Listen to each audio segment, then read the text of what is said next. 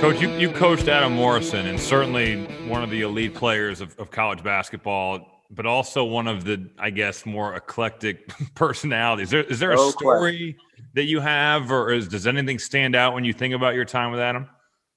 Hey, Robbie, there's 100 of them. I mean, and if you know Adam, we all have stories on Adam. I've gone out with Adam. I've gone out with Adam a few times over the last few years, and yes, they can range anywhere from G-rated family time, right, Sunday at 7 p.m. to cable TV at midnight. So I just say this.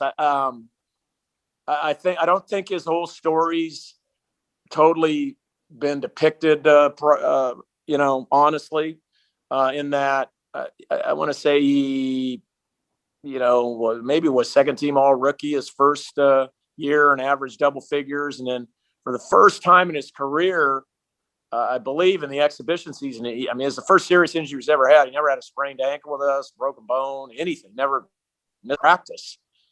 He ended up blowing his ACL out.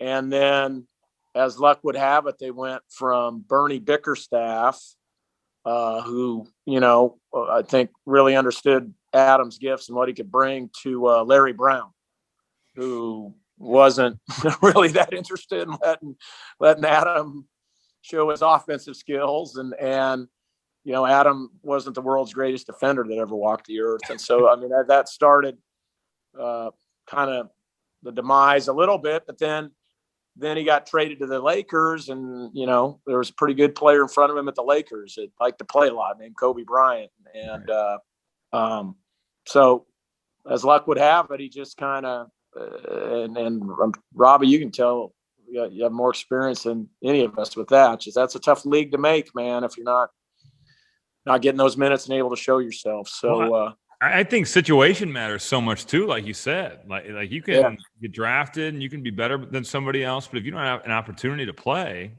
it's tough. Yeah. And that's, people don't understand that, because everybody's so good in the NBA. Like everybody is good there. Unbelievable.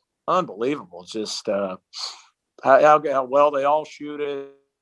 And how they can all make the right read on the ball screens. They can all, guard their yard. Most of them can. And but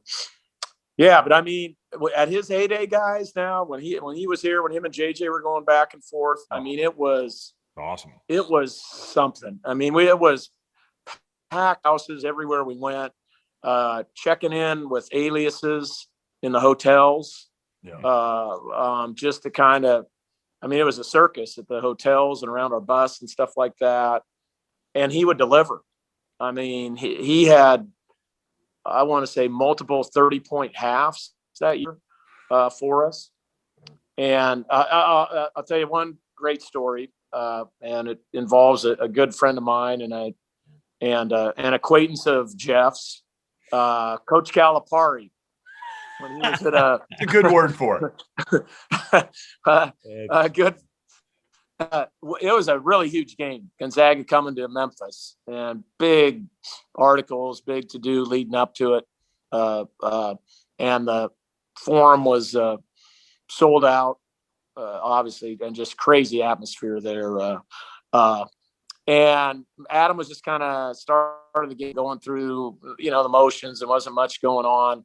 And then there was a jump ball and a scrum on the floor. Everybody was kind of rolling around, and all of a sudden, oh gosh, I wish I could remember that. He was 6'8", kind of forward, played in the NBA a little bit. It got up and got in Adam's face after the little skirmish. Carney? Was it Rodney Carney or something? No, bigger than that. Williams or something maybe? Was Sean Williams. Sean Williams. Again, I don't want to. I think it was Sean Williams. It might have been. Okay, and Calipari, bang, or John immediately hits a timeout and comes over and just lights the dude up, is in his face the entire timeout. And go back into play, and I think Adam scored on the next 10 or 12 possessions, 10 straight times he scored. And that was Adam Morrison. And afterwards, talking to Calipari, I was like, what was that all about? He's like, I told our guys, do not do anything to get this guy going. Sometimes if you don't do anything, he'll just kind of just let the sleeping dog lie. But if you do, and so from that point on, I had a great assistant coach named Leon Rice, who's now the head of Boise State. And he would just literally make up stuff before games, found the other team scouting report. This is what they said about you, Adam. I was listening to the coach's radio show. This is what they said about you. And I mean, it was just must watch deep. I mean, every time he played, every time him and JJ played that year, it was unbelievable. JJ would play 2 hours before us and hit 40, and then Adam would get 41, 2 hours later, or vice versa. It's funny you say that about making stuff up, because when Kevin Garnett got traded back to us on the Timberwolves my second year, he did that stuff too. Like, he'd make up gambling debts about players where there'd be guys at the free throw line and he's screaming at guys about money they owe him. And these guys everybody was afraid of KG. They'd be looking at him terrified. And he's yelling like, "Well, pay me my money." Like all sorts of other words intertwined in that. And these guys are like, "Man, I've never even met you." And they'd run back on the other end of the floor. And he's like, "That dude's not even thinking about blocking out. He's thinking about me." I was like, that is genius. So I'm glad to hear that you guys are doing the same thing to Adam Morrison. Yeah, and it worked. I mean, he had a year for the ages that year. I think leading the whole nation in scoring and amazing run. And now, you know what? He's settled in. He's doing radio for us. He's really grown up. He's got 2 daughters. He's coaching them in AAU. It's kind of been fun to see that transformation. I love Adam. I absolutely love him. One of my favorite people. I think he's great interview. What's that? A great interview. Yes. Because there's no BS with him. Zero. He will say exactly what is on his mind with no filter and no ego. No ego about it. Like, that's you would never know he had that type of career in college. He just walks into a bar and he's just like any other regular dude. Was he a highly recruited? Go ahead, Robbie. Was he a highly recruited guy, or like how heavily? He was one of our first. We've only had a couple players from Spokane good enough to play here. We have one right now, Anton Watson. No, he was a ball boy of ours way back when he was a kid. And I don't want to bore you with all these stories, but that same assistant Leon was like, "Hey, you need to go watch this kid from Meade, man. Meade High School's here in Spokane." And I'm like, "All right." And they were playing at the arena, so I went down. And he's like, no, he's different. He's got a different kind of looking body and so I go down to watch him, and literally, I mean, he's just run around, just jacking shots. And he's kind of, he runs like this and no D whatsoever. Kind of shoulders slouched over.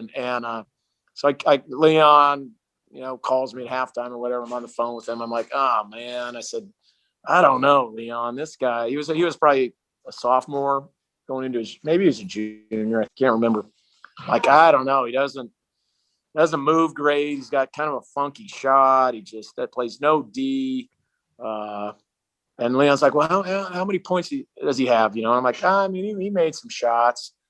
And then there was a stat sheet laying there. And I picked up the stat sheet and he had 30. At half. And I said, you know what, Leon, I think I'm going to stay for the second half. and I can't tell you guys how many times he would do that. At the end of the game, he'd go like, Adam played all right. And then, he'd have 38, and you're like, really? You had 38? And who's like that for us right now is Timmy. Timmy's like that. Yeah. He'll go every night. I'll be all pissed off because he missed some bunnies and some shots, or didn't, rotate on a defensive assignment. Then we'll get in at a half and he's, 8 for 11 or 8 for 10 and has 19 points at half. So some guys have that.